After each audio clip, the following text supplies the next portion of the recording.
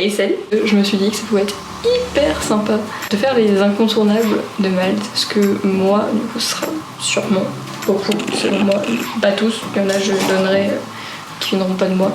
Mais je me suis dit que c'était sympa à faire, déjà parce que comme ça, moi, si dans 2, 3, 4, 10 ans, je reviens à Malte, bah, je saurai ce que j'ai plus kiffé, donc ce que j'ai plus envie de retourner voir.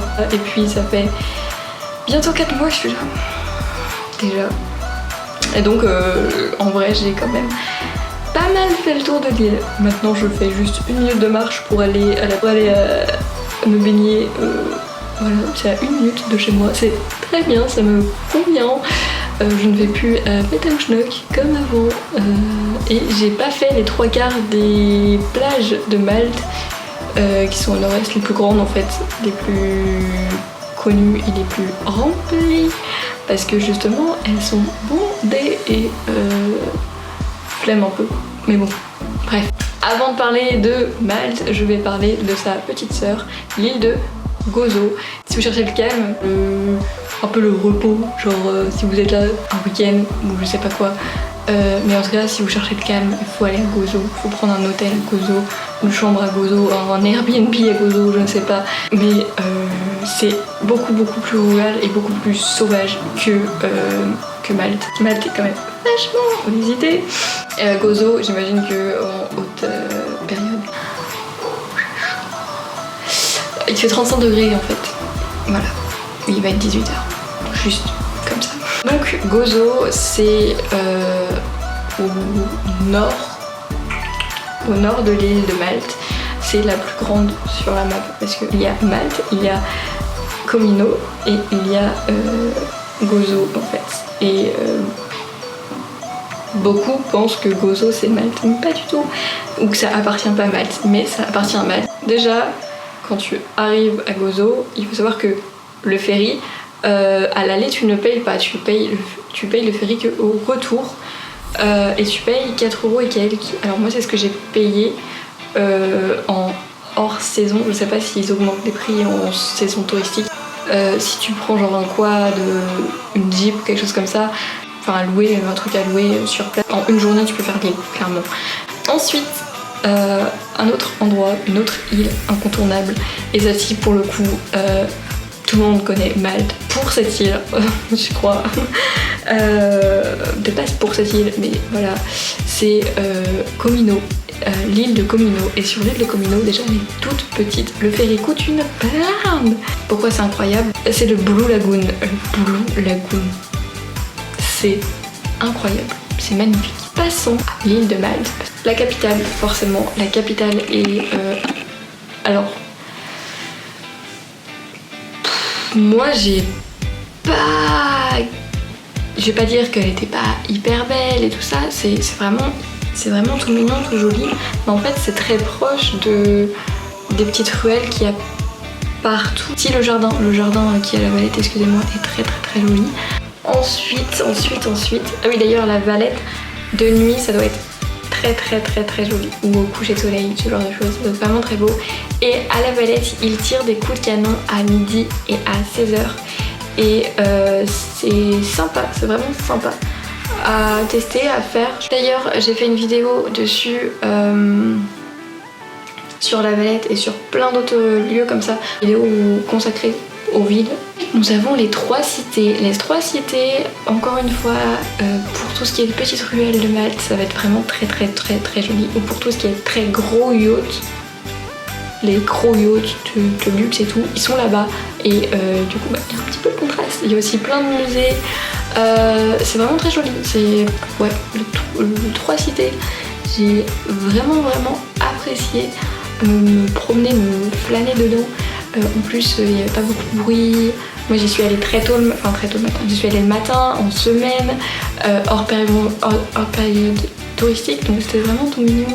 Il n'y avait pas beaucoup de bruit et c'était vraiment hyper agréable. Ensuite, Mdina, mon coup de cœur de Malte, clairement. C'est Mdina où son surnom c'est la ville silencieuse. Et ce qui est impressionnant, c'est que en fait, c'est une ville fortifiée. Et quand tu rentres dedans, il y a plein de panneaux. Faites pas de bruit, faites pas de bruit, faites pas de bruit. Alors je pense qu'en saison touristique, ça va pas être pareil, mais moi quand j'y suis allée, il y avait personne, il n'y avait pas un chat, en plus tout était fermé, les bars, les restos, tout était fermé, donc il y avait encore moins de monde, et c'est incroyable, le silence qui régnait dans la ville. Et pour la petite anecdote, Game of Thrones a tourné une scène à Mdina justement, et il y a les panneaux à l'entrée de la ville, enfin dans plusieurs endroits, il y a des panneaux, ici c'est tourné ce film. Je trouve c'est ouf. La ville de Marshaslock et Marshascala, c'est 2 villes en fait, pas une. C'est des petits ports tout mignons, des villes côtières du coup, beaucoup moins touristiques, parce que beaucoup plus loin des villes qu'on connaît, qui vont être très touristiques et tout, mais c'est tout mignon. C'est niveau dépaysement, je pense qu'on est bien. Au niveau aire de vacances aussi, on reconnaît le Maltais. En fait, on est plus dans la campagne maltaise et c'est vraiment très mignon. Enfin, moi j'ai adoré. Je sais pas qui j'ai adoré plus, mais flâner dans les petites rues au bord du port et tout, prendre un petit resto et tout, un Peterspool, c'est censé être un incontournable de Malte. Pourquoi censé? Parce que moi j'y suis allée. Déjà je suis pas allée trop au bon moment d'ailleurs, je vous mettrai des photos de internet, hein, pas de mes photos de moi, parce que j'y suis allée en pleine tempête. Je me suis dit ça va être incroyable pour faire des photos et tout. Et bah pas du tout, parce que en fait en gros c'est un trou. C'est un art de cerf, un trou, et en fait les roches sont creusées, et donc les vagues, je pensais que les vagues allaient taper au-dessus, que ça allait être incroyable faire des photos de malade. En fait les vagues se tapaient à l'intérieur, du coup bah ça c'est pas des belles photos, du coup un peu déçue. Mais par contre pour bronzer, pour jumper, pour juste chiller du coup plus une journée, c'est incroyable. Pour rester côté plage, il y a la plage, c'est une plage à Saint-Paul Bay, et le nom c'est Gadira, mais je mets tout en barre d'infos. En restant dans le thème de plage, de flâner et de chiller, il y a le Popeye Village. Bien à faire en famille, mais pas que, entre amis aussi. C'est donc, pour ceux qui connaissent le film Popeye, mais je pense que tout le monde connaît au moins de nom, c'est le décor du film, encore une fois, et donc ils ont créé toute une interaction. Il y a Popeye en costume qui se balade, d'ailleurs il doit avoir tellement chaud, bordel. Au Popeye Village, tu peux admirer un coucher de soleil incroyable, mais si tu veux voir ce qui est appelé le coucher de soleil le plus beau de Malte, que j'ai loupé 2 fois, parce que les nuages sont apparus comme par magie. Moi j'avais rien demandé, je voulais voir mon putain de coucher de soleil, ok? Je vous mets juste 2-3 images de ce que j'ai pu attraper en vol, mais c'est Dingley Clift. À l'est, on est en fait à l'est, il y a toutes les grandes plages, pareil, hein, tu pourras admirer des couchers de soleil incroyables sur toutes ces plages, et c'est les très grandes plages, les plus grandes plages de sable de Malte. Vraiment sympa à faire. En gros c'est plein de falaises comme ça, et t'as la plage en fait juste là, donc c'est quand même assez paradisiaque, mais c'est blindé de monde. Toujours à l'est, par là. À l'ouest, c'est l'ouest. Merci Elisa. Toujours à l'ouest, il y a les caves que j'ai pas trouvé. Pour l'instant, je compte y retourner. Je compte retourner à la recherche de mes caves prochainement. Mais pour l'instant, je ne les ai pas trouvées. Je vous affiche des photos de ce que j'ai vu et qui a l'air incroyable. Mais je n'ai pas pu y aller. J'ai pas réussi à les trouver. Enfin, c'est pas que j'ai pas réussi, pas trop chercher non plus. Mais je compte repartir à la recherche de ces caves.